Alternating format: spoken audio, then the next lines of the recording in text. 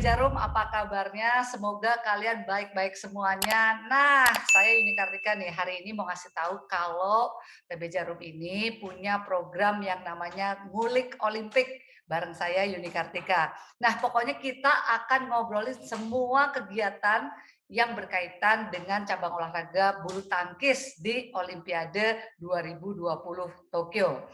Nah, pada hari ini tamu saya sangat-sangat spesial. Bayangin aja kalau ngomongin orang yang satu ini nggak ada habisnya.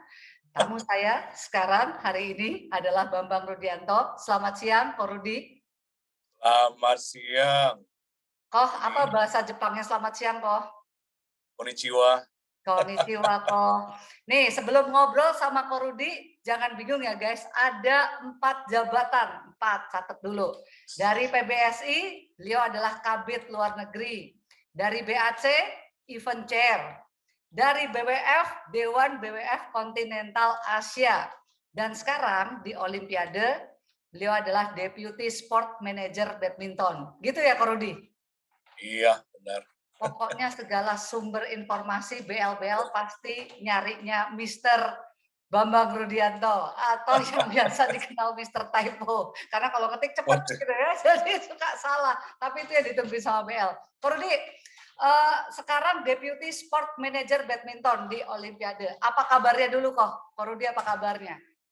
saya sih baik kita kan lagi ini ya, dari tanggal 19 sampai 23 ini kan lagi ini latihan di lapangan ya, namanya familiarization. Jadi inilah cobain lapangan selama 5 hari. Biasanya itu tidak pernah Olimpik tuh kasih waktu yang banyak ya buat mencoba lapangan, tapi kali ini ada 5 hari. Kenapa begitu, Ko Rudi? Saya juga nggak tahu kenapa, mungkin kita terlalu ini kali baik ya. Ko Rudi, itu bakalan berapa lapangan kok yang dipakai kok buat nanti kita Olimpiade ini? Itu cuma ada 3 lapangan. Cuma ada 3 lapangan. Iya, Ko Rudi, sebelum ngobrol tentang hari H, latihan dan lain-lain, sebenarnya Ko Rudi ini sudah berapa lama berada di Jepang? Itu pertanyaannya dulu. iya, waktu awalnya saya kan diminta kan waktu April 2019, Mm-mm. tapi kan tidak bisa karena kan ada Bibli Open kan waktu di bulan Juni. Jadi saya minta mundur sampai November. Nah, November lah saya baru di Jepang. Saya pikir ya udahlah, kan cuma 8 bulan ini kan, 9 bulan ya cukup lah. Ternyata datang corona, tambah lagi setahun. Nah, itulah baru kemarin saya pulang November, kemudian saya ikut Thailand Open kan. Yang di Thailand Open itu, memang saya kan ini sendiri ya ke sana untuk belajar bagaimana mengadakan turnamen dalam keadaan pandemi. Apa aja sih yang kita mesti ini ya pelajari, apa-apa aja, pakai cara, terus bagaimana disinfektan ini, lapangan. Jadi banyak hal saya mesti belajar dari bukan cuma lapangan ya, bagaimana kalau terjadi kasus corona, bagaimana tindakannya. Itu banyak hal yang saya belajar waktu yang di Thailand. Memang harus diakui waktu di Thailand itu kan semua masih takut ya soal corona. Sekarang masih takut maksudnya gini, kita tidak tahu impact-nya bagaimana suatu keputusan. Ini contoh yang paling gampang. Ada pemain India yang sudah pernah kena COVID. Jadi waktu dites di Thailand, kempar kan, wah satu pemain positif.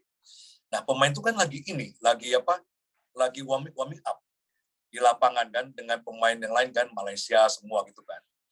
Nah tiba-tiba bisa bayangin kan, wah sirene datang, langsung jemput pemain itu, ya kan? Nah itu kan pemain itu kan udah shock kan. Nah bukan cuma itu, pemain dan official sekitar ya 4-5 meter itu pun semua disuruh pulang ke hotel, kemudian dites. Nah bukan cuma itu, di lapangannya yang pemain tersebut itu semua ditutup, di disinfektan. Nah jalur pemain masuk itu pun semua disinfektan. Jadi itu semua ditutup berapa jam gitu. Nah itulah yang juga mengganggu schedule-nya pemain kan, karena pemain yang mau main kan nggak bisa nggak bisa warming up kan, karena kan lapangannya kan 2, jadi tutup hanya 1. Nah ini contohnya lah. Nah ternyata kita belajar bahwa orang yang pernah kena COVID, itu ada chance-nya itu bisa kena lagi, tetapi tidak berarti dia bisa menular.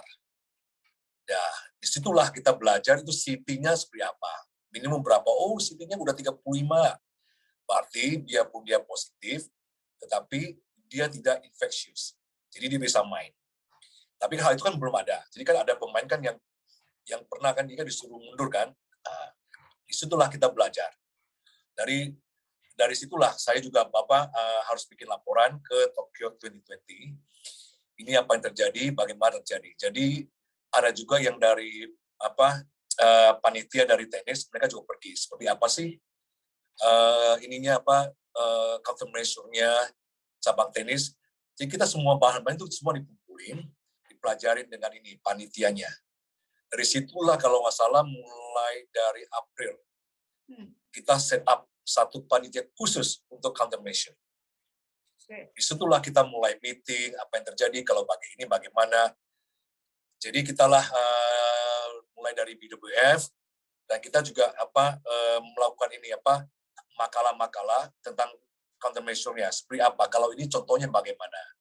Jadi kita tuh ini bikin main makalah kalau pemain harus bagaimana, pelatih bagaimana, panitia bagaimana, wasit bagaimana. Jadi itu semua ada. Akhirnya jadi lengkap. Gitu.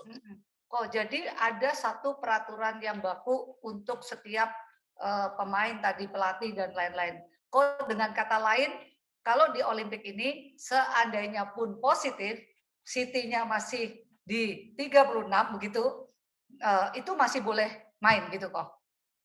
Nah, ya, memang begitu. Jadi kita kan ada ada panitia khusus juga kalau memang pemain itu positif itu semua di PCR lagi sekali lagi. Tapi juga kita juga mesti tahu kan sejarahnya apa pemain itu. Kalau memang terbukti dia ada kontaknya sudah lama dan tidak menular, itu dia bisa main lagi. Jadi pun biarpun hasilnya positif, tapi kan dipelajari. Kira gitulah, dipelajari. Mungkin kalau mau ekstrim, mungkin diambil blood sampel ya. Mungkin dicek kali ya, variannya apa sekarang. Dulu kan nggak ada varian. Sekarang ada kan varian Delta lah, Alpha, Beta, gitu loh. Ya, Ko Rudi, berarti kalau misalnya tadi Ko Rudi bilang ada sampel darah yang dicek begitu kok, itu keburu ya kok, kan atletnya main terus setiap hari kok, misalnya nanti ada case begitu kok. Nah inilah yang kemarin kita ada meeting by meeting, inilah yang jadi pertanyaan. Jadi begini loh ya, setiap pemain setiap hari itu kan di tes ya dengan ludah ya, dengan namanya saliva test.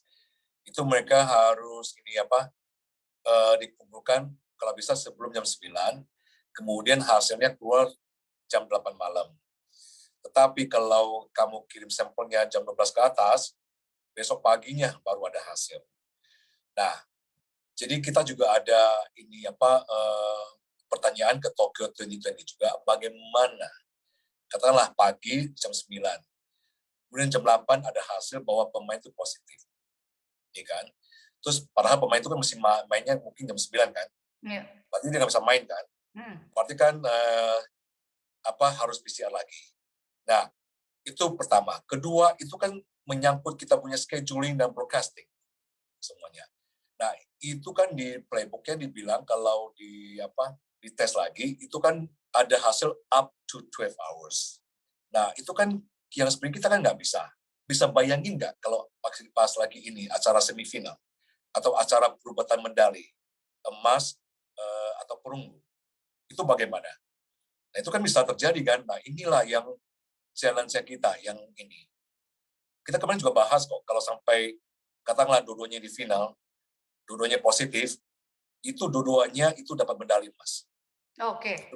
Jadi nggak ada yang menang, nggak ada yang kalah, dua-duanya dapat medali emas. Sama juga, katakanlah perubatan 3-4, dua-duanya positif, berarti dua-duanya dapat medali perunggu. Oke. Jadi artinya Ko Rudi tidak ada pertandingan, tapi dua-duanya dianggap menang. Begitu ya, Kok? Betul. Jadi inilah masalahnya ini ya.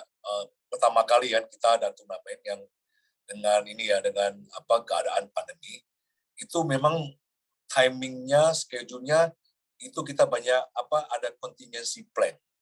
Terpaksa. Intinya adalah apa? Plan A, plan B, plan C itu gimana? Itu ada. Kita bahasnya sampai detail. Jadi bukan cuma corona saja. Bagaimana kalau ada gempa? Nah, bagaimana kalau ini ya, kita kan Butangkis kan di tutup ya, nggak masalah. Bagaimana kalau yang di tenis, yang di main luar, kalau ada ini kan sekarang lagi panas nih sekarang ini. Bagaimana kalau mencapai suhu terlalu panas? Itu bagaimana? Itu apa kita pindahkan ke indoor atau kita tunda? Itu banyak pembahasan. Tapi jujur terakhir ini kita bahasnya bukan masalah ini ya, bukan masalah badminton ya. Itu banyak masalah ini corona dan countermeasure. Karena begini, kita kan tidak pernah ada kemarin terjadikan, ini ada grup 1 dan grup 2. Grup 1 ini negara-negara ini. Jadi kalau dari officialnya, wasitnya, pemainnya dari grup 1 ya harus dites PCR-nya harus 7 kali berturut-turut. Ya kan?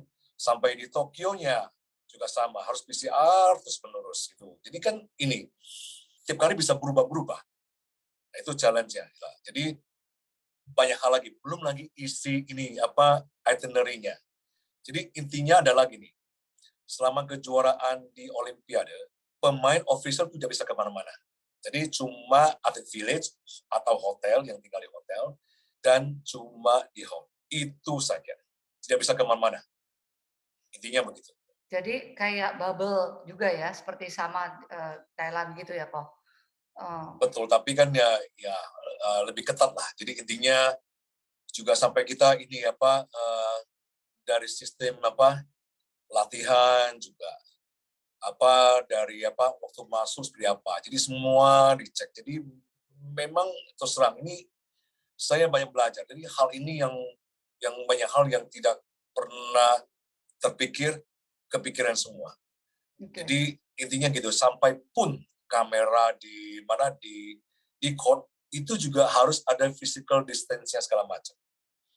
Jadi memang ini banyak itu kita disorot. Jadi kita harus benar-benar ya intinya sensitif lah, bagaimana menjaga jarak. Jadi bagaimana sampai satu koknya itu tidak boleh dipegang orang. Kita pakai sistem dipencet, bisa keluarin satu koknya sendiri, terus buang satu koknya sendiri.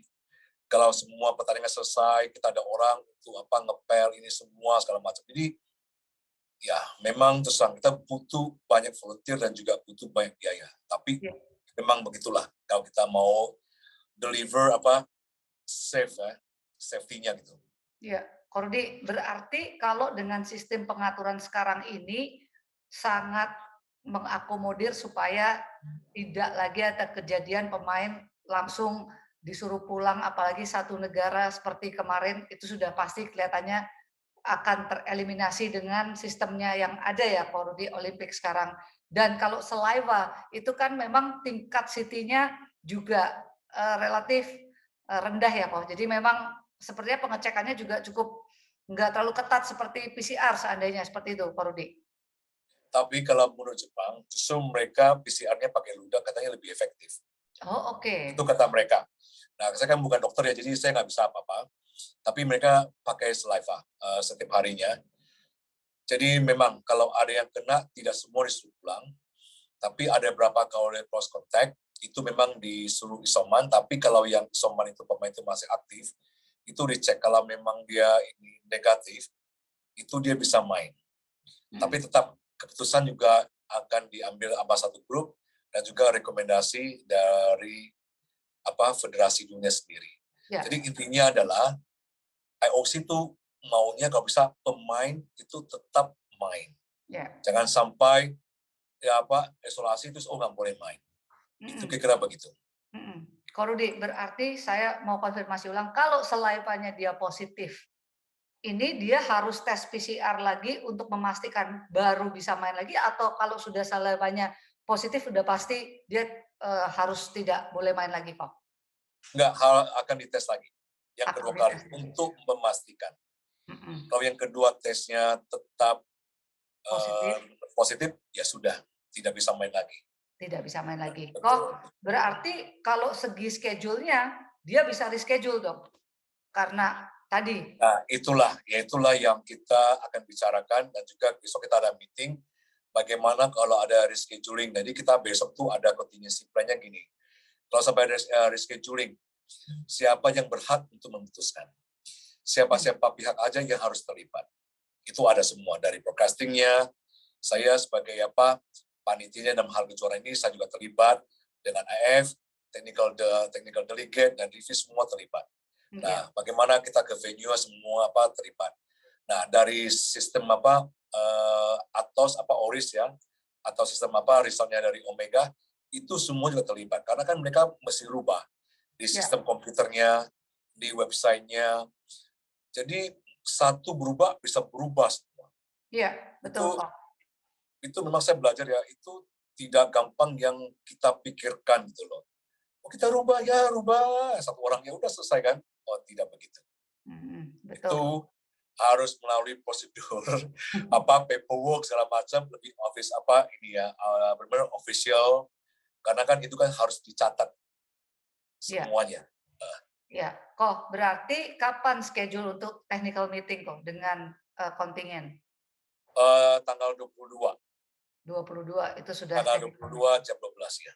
Ini habis Sekaligus ini selesai ini, saya langsung ngaturin tempat meetingnya semua nih. Rumah ini ya. Iya.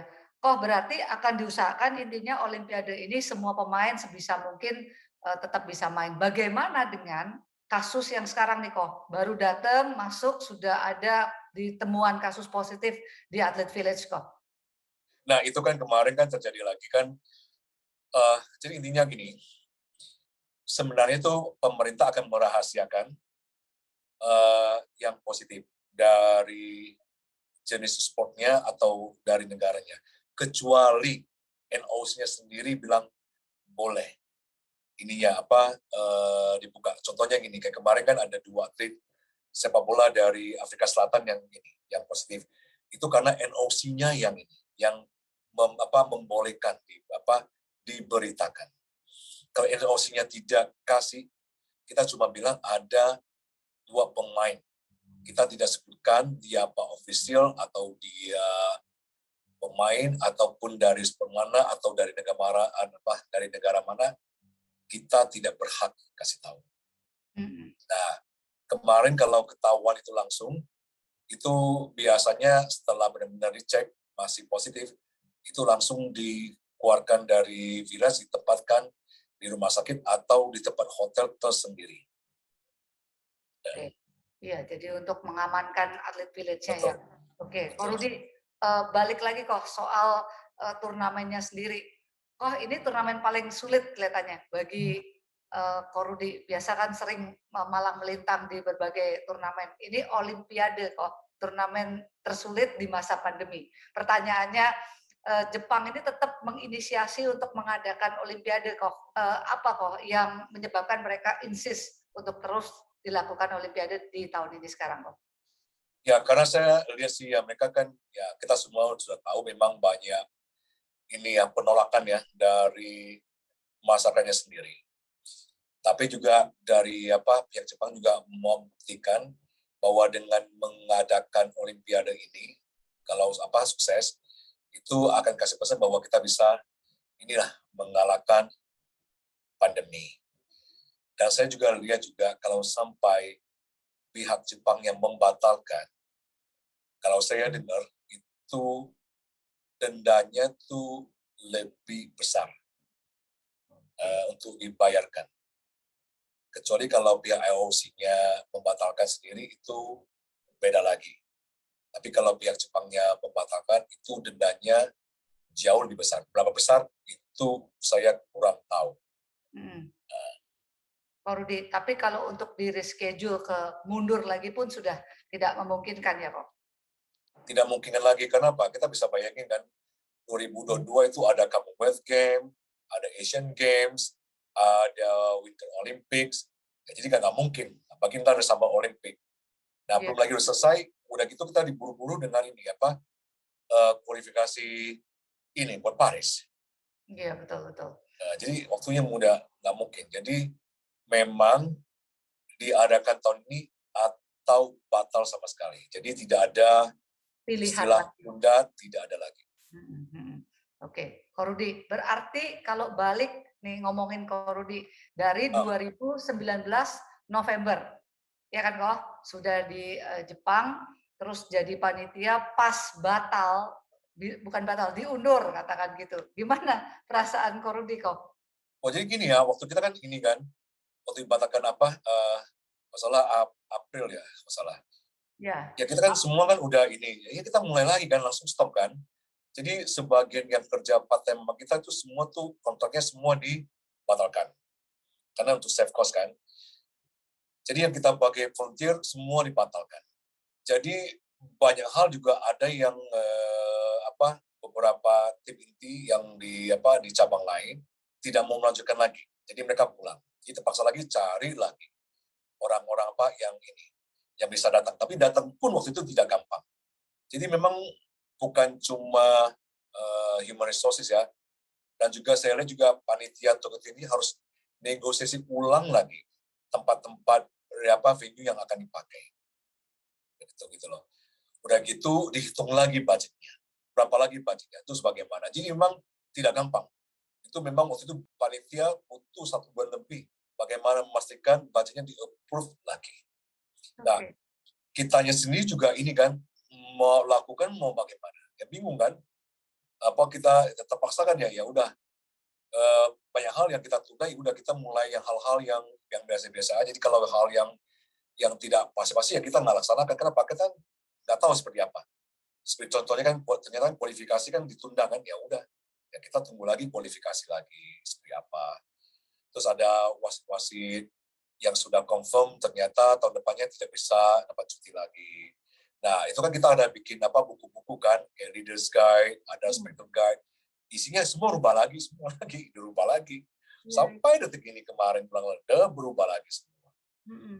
Ko Rudi, Apalagi kan dengan pandemi kan, iya, ada lebih ada negara kepada kan yang nggak bisa merubah datang kan. dari awal ya, kok. Maksudnya dikerja lagi dari awal, renegotiate lagi, mulai lagi untuk mengejar yang sekarang ini. Begitu ya, Ko Rudi?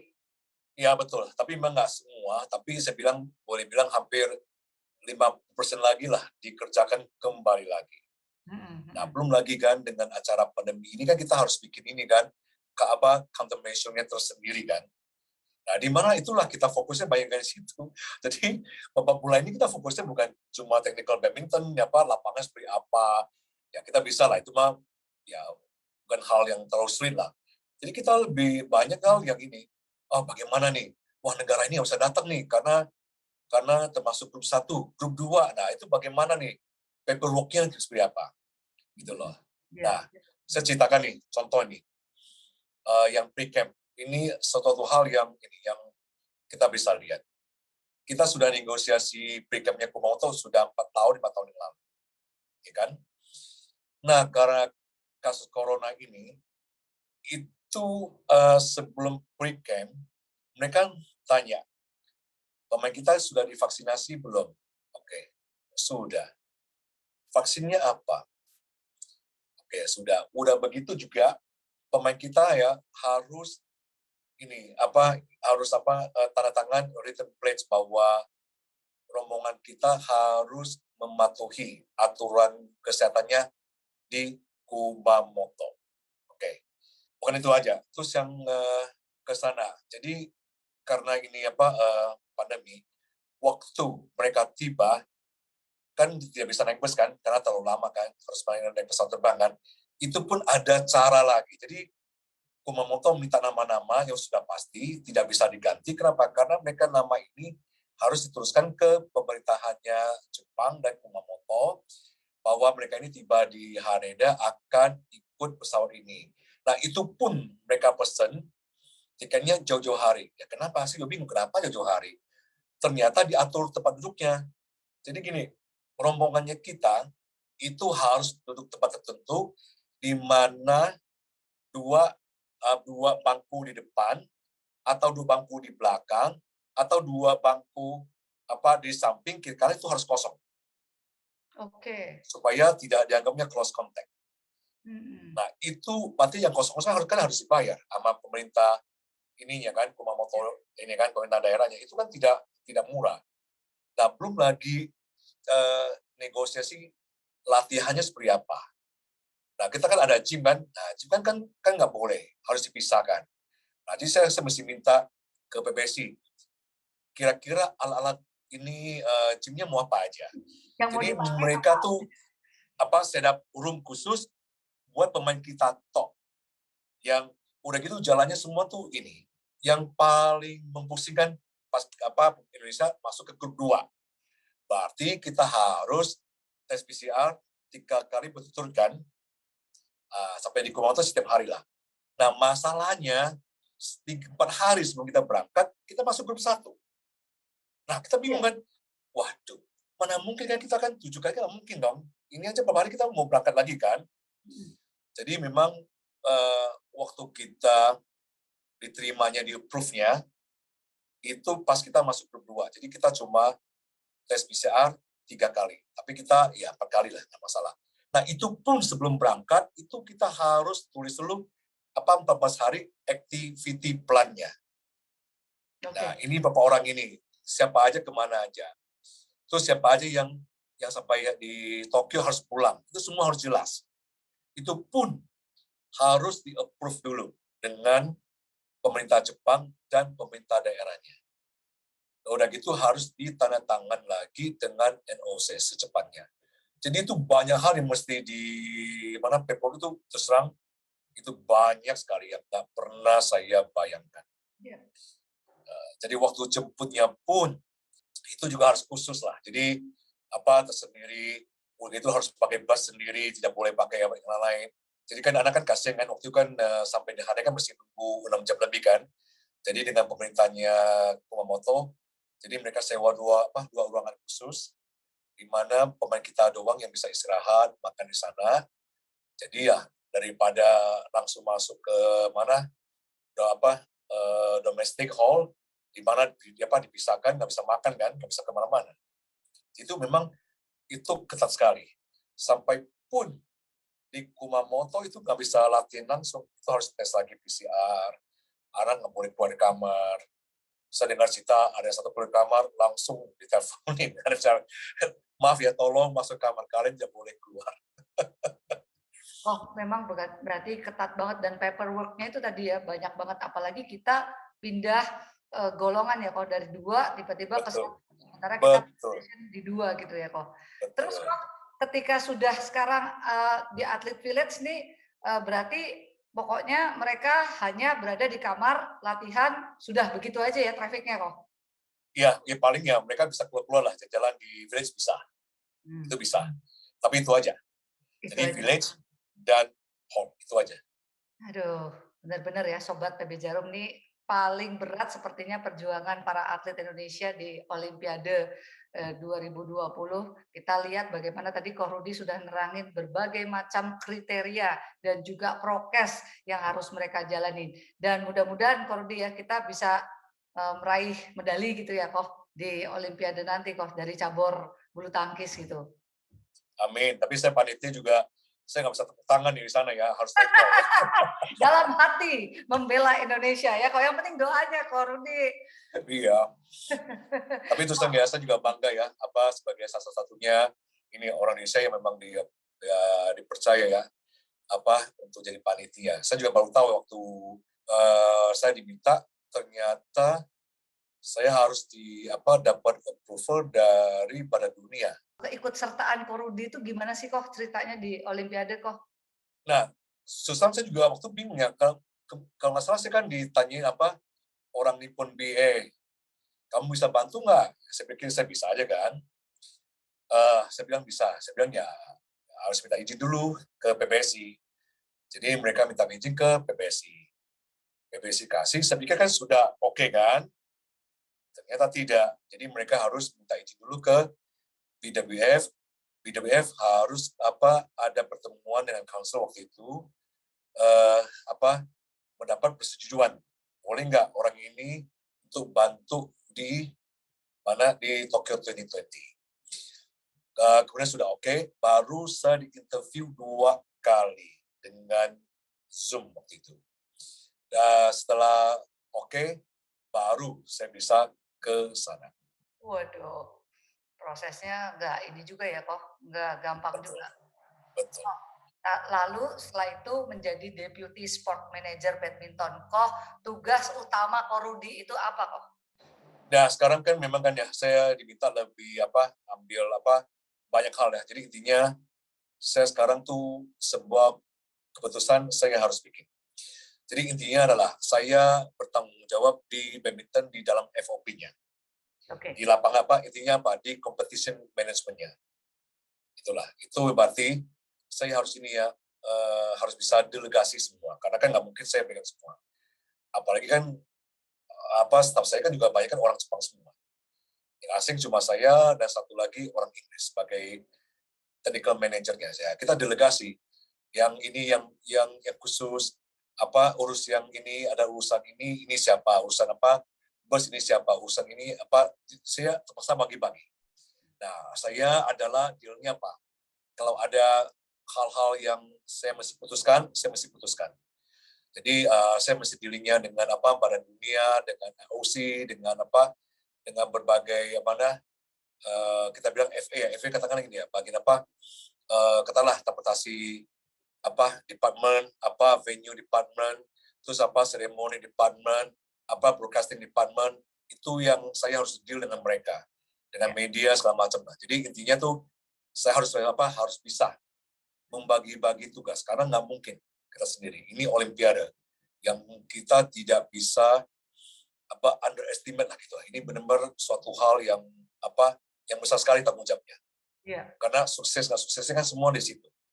Jadi intinya gini, mau kerja sampai tengah malam lembur, kalau pas game time-nya tidak bagus, ada masalah, ya sudah selesai.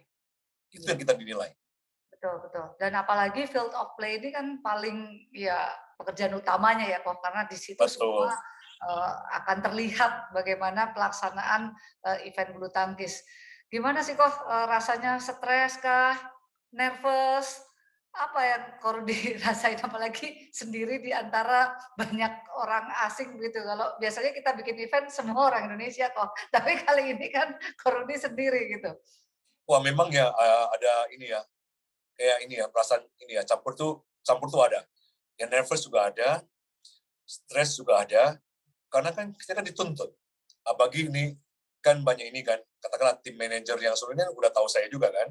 Ketahunya oh ini yang Indonesia Open nih, ini kan. Tapi kan ini kan seperti Asian Game, ini kan kita kan nggak bisa putus sendiri. Kalau kita di event kita kan gampang kan, hari ini putusin gitu loh. Kalau ini kan nggak bisa. Harus minta izin satu. Ini pun satu oke, kalau nggak oke remuk lagi. Jadi intinya gini, satu hal untuk diputuskan, seperti Asian Game kan, itu kan bisa 3 hari, bisa seminggu malah. Ini masalah lampu aja kemarin bisa hampir 2-3 mingguan, sampai sebulan malah. Oke, kita merasa oke, tapi kan broadcasting bilang nggak, saya kan ada standarnya, saya nggak bisa terima ini nih. Saya mesti ini. Tapi ditaruh kita, yang federasi sama kita lah nggak bisa, ini pemain kita nggak bisa main kan. Ini kan ini silau.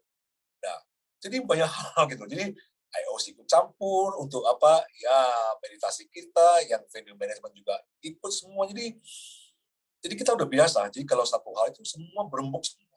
Iya, iya. Jadi ini keterlibatan pihak lain semakin banyak lah untuk bisa melaksanakan ini ya. Terus kok kalau bicara role play, sebenarnya itu posisi BWF di mana? Posisi IOC itu seperti apa kok? Kalau dalam Wah memang IOC kan itu kan yang ini di atas segala-galanya. Jadi banyak hal itu federasi dunia itu ikut campur. Contohnya gini, yang tunjukin technical delegate itu dari IF. Yang approve lighting itu harus dari IF. Jadi ada beberapa hal itu harus ada approval dari IF. Nggak bisa dari panitia Tokyo sendiri, nggak bisa. Katakanlah kalau branding itu kan memang kan dari Tokyo 2020 dan juga dari IOC-nya. Jadi waktu IOC datang juga pun itu banyak IOC dari berbagai bidang. Jadi ada IOC yang cuma mau cek kita flow-nya seperti apa. Dan mereka mau lihat, oke, flow atlet gimana? Flow-nya orang-orang IOC seperti apa? flow-nya ITO NTO, artinya wasit dan lanja seperti apa.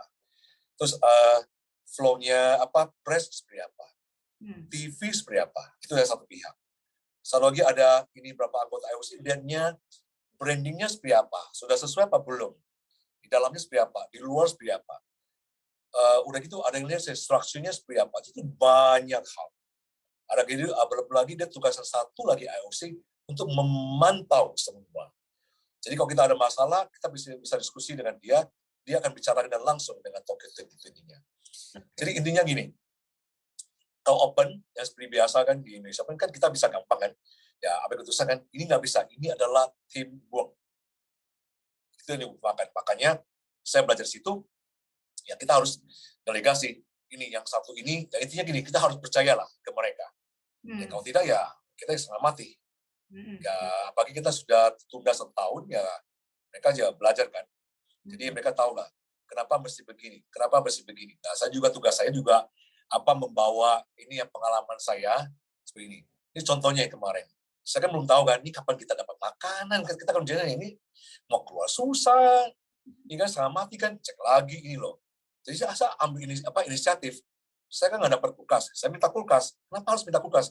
Saya bilang saya harus taruh makanan. Mereka pikir kenapa harus makanan, gitu loh. Nah sekarang baru tahu bahwa kita bisa kerja bisa lama. Makanan juga belum tahu kita kapan dikasih. Lah, saya kan harus jadikan payung sebelum hujan kan. Ya saya beli makanan sini buat mereka juga.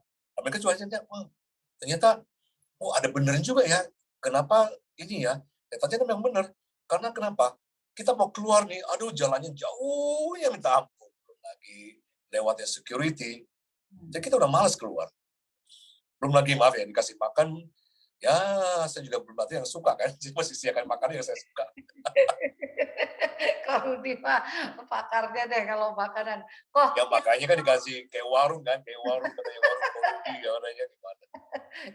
itu kalau misalnya panitia sendiri seperti Korudi dan tim, apakah juga harus ada PCR juga beberapa saat sekali atau gimana kok? Kalau panitia? Ada, kita volunteer yang ini kan sering ketemu pemain, itu harus PCR tiap hari. Itu harus. Tiap hari? Harus, iya, harus tiap hari, bisa tiap hari. Kemudian kalau yang dari saya itu 4 hari sekali. Aduh, kok Ya. 4 hari sekali sejak kapan, Korudi? Sejak Ini kemarin tanggal 19, berarti tanggal 19, 23, 27, dan 31. ampun. Tapi kalau waktu Kumamoto itu tiap hari. Itu pun kemarin juga lucu ya. Ya, saya juga protes ya. Saya kan pesawat jam 9.30 pagi. Saya jam 7 kan sudah harus ke lapangan terbang. Saya suruh lagi pisah lagi paginya lah. Saya bilang kan saya mesti terbang. Saya kan nggak ketemu siapa-siapa lagi kok. Kenapa harus pisah? Ya nggak bisa. Ya peraturan begitu. Pertama begitu iya. Jadi saya harus pisah jam 6 seperempat jam 6 jam 6 lebih pagi. Saya harus pisah lagi sebelum saya berangkat ke Tokyo. Memang ketat banget berarti kok ya. Tapi bagus lah kok ya karena untuk menjaga semua pihak yang akan melakukan bertanding terutama ya atlet-atlet ya kok di Olimpiade. Pak Rudi sejauh ini persiapan bagaimana kok? Baik, aman, atau ada kendala kok sejauh ini? Wah kendala mas seperti biasa ya. Kalau hari pertama mah kita udah pasti tahu lah. Kekurangan inilah kita udah tahu lah. Tapi katakanlah ini tempat dia ada yang rokok, padahal nggak boleh. Terus ada loophole yang ini kita tutup, kita lupa tutup, ada yang keluar. Jadi itu pasti ada. Terus ada tanda-tanda yang masih bingung, kita beresin.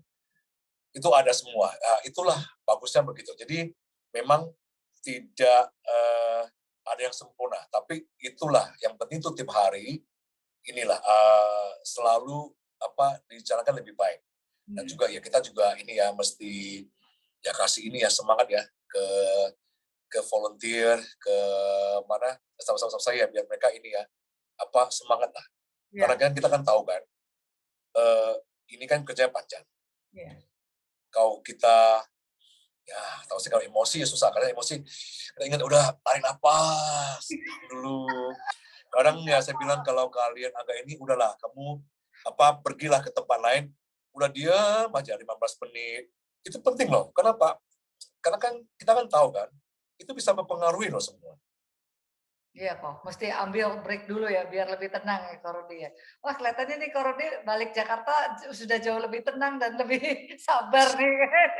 Belum tahu loh kan kita Kena kan ada 3 turnamen Olimpiade. di Bali. Kok, 3 tapi turnamen di Bali langsung itu kan, saya kan iya. mesti terjun langsung juga lagi. Oh iya benar. Iya, itu kan 3 turnamen di Bali kan tidak gampang. Nah, Iya itu iya kan, iya. ya terus terang Tapi itu kan kan setelah Olimpiade ke situ ya sudah beda lah kok. Harusnya Ko Rudi akan jauh lebih inilah. bukan, tapi kan ekspektasinya kan tinggi ya, Iya. bagi Bali. Pemain kan pikirnya, wah Oh, ini seru nih, ini. Nah, dia kan juga pikir, jangan sampai kita dikurung lagi ya, kayak kemarin dulu ya. kok nggak mau ngomong Bali, masih mau ngomong Olimpiade Tokyo. Kok jadi kalau anak-anak dari atlet village ke tempat ini venue untuk bertandingnya jauh kok? Kemarin kan, kalau kemarin kan sebelum ada apa jalan khusus, itu bisa 45 menit. Sekarang sekitar 30 menit kira-kira.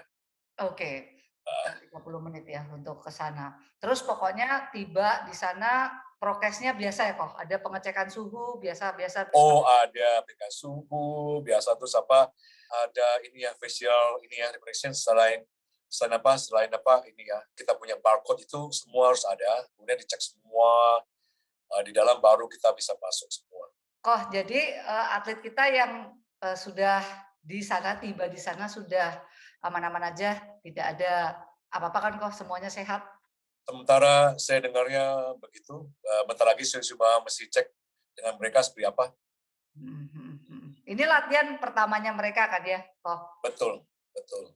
Mhm. Kak Rudi melihat, semua yang sudah berjalan, sebenarnya pelajaran apa Koh yang paling bisa didapat ketika mengelola event, multi event seperti ini, Kak Rudi? Pelajaran yang saya dapat adalah gini, kita harus bisa menjalin kerjasama dengan semua orang. Kenapa? Karena saya lihat juga banyak hal kalau kita tidak begitu, itu karena itu susah. Jadi gini, kalau kita ini bisa baik, itu kita selalu semua dibantu. Karena memang ini Olimpik ini dia punya tatanan strukturnya itu besar sekali. Jadi berlapis-lapis gitu loh. Jadi memang benar apa ini ya, apalagi di Jepang ya itu tata cara laporan itu benar-benar tuh nggak bisa kita main lompat saja. Hmm. Ya, tapi ya saya juga bilang, tapi ada beberapa hal saya bilang ya maaf ya saya harus ini kan harus ambil tindakan yang secara ini loh apa katakanlah cut Cepat corner. gitu ya, Intinya Kak? seperti ini. Contohnya kalau ada urgency suatu pemain gitu loh dalam hal ini kita nggak mungkin kan telepon ambulan lagi kan ini minta izin kan nggak mungkin kita langsung langsung bantu kan PCR langsung kan nggak mungkin lagi telepon ke manajer kita kasih tahu ya kan nggak mungkin Ya. itu kan saya kan bilang ini kan harus langsung daripada A ke D kita harus A langsung ke D langsung gitu loh umpamanya. Iya iya iya. Jadi dalam case-case tertentu lah kok ya. Betul. Nah Betul. itu saya harus sampaikan ke mereka karena juga kalian harus seperti juga nggak semua kita harus pakai prosedur karena ada beberapa hal kan kita nggak tahu kan harus ambil tindakan langsung sekarang juga gitu loh. Mhm mhm mhm. Oh, berarti Ko Rudi ini sudah lancar bahasa Jepangnya belum, Ko? Oh jauh banget boro-boro deh. Kirain bergaul sama orang Jepang terus setiap hari bahasa Enggak, tidak gampang, tidak gampang. Itu pun saya harus apa ini andalkan ini Google Translate saya kadang-kadang ya sering. Pokoknya intinya gini, saya bisa survive lah. I know kok, pasti Ko Rudi bisa. Dan ini kan tinggal beberapa hari menjelang event ya, Ko. Betul. Apa Ko yang Ko Rudi sekarang antisipasi, Ko, menjelang event ini, Ko? Waduh, terus terang ya antisipasi pasti ada. Ya itulah yang saya bilang tadi countermeasure seperti apa. Hmm. Bagaimana kalau satu apa ini ya ada seseorang apa yang kena suspected itu kan segala juga menunda kan apa kita schedule apa broadcasting segala macam itu yang itu sudah kita antisipasi. Ya, jadi lebih berat, titik berat kepada arrangement. Kalau saja ada atletnya yang amit-amit ya Ya terkena betul, gitu ya. Mudah-mudahan betul, nggak ada gitu ya Ko Rudi sehingga betul. Amin. berjalan lancar. Koh, terakhir harapan Ko Rudi pertama untuk event bulu tangkis di Olimpiade, kedua untuk para atlet Indonesia. Oke, untuk event bulu tangkis, memang kan di Rio kan bulu tangkis kan termasuk grup C ya, berarti top 15.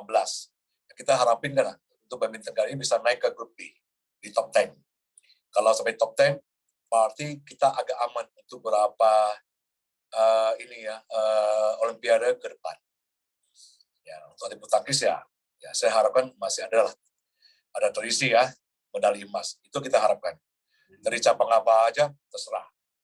Saya nggak bisa pilih karena kita juga belum tahu kan kekuatan ini kan negara-negaranya kan ini ya selama pandemi banyak pemain kan yang jarang bertanding ya, kita juga tahu itu bakal menarik ya, sama-sama nggak pernah bertanding dalam waktu yang lama, tahu-tahu mereka harus ketemu nih sekarang kok, benar-benar pembuktian persiapannya seperti apa gitu kok Rudi ya. Betul, iya. Tadi aku mau nanya, jadi sekarang bulu tangkis itu dalam cabur Olimpiade ada dalam kategori grup C. Artinya gimana kok? Artinya kan yang top 5 yang benar-benar setahu saya kayak gymnasium ya, track and field ya, swimming ya, itu kalau salah top di grup A kalau salah. Oke. Saya lupa kok, kemana ada kok A, B, C, D, saya ada. Sudah lupa, saya nggak. Ada possibilities kita untuk bagaimana kalau C? Tadi kalau Rudi bilang B aman, begitu kan? Ya, kalau C ya berarti kan tergantung ini kan, siapa kan tuan rumahnya Olimpiade berikutnya kan. Oh oke. Kalau B relatively pasti ada gitu ya kok? Maksudnya cabur itu pasti akan diadakan gitu ya? Betul. Oke. Ya mudah-mudahan kok tercapai harapan Ko Rudi. Ko Rudi, terima kasih ngobrolnya. Sama-sama.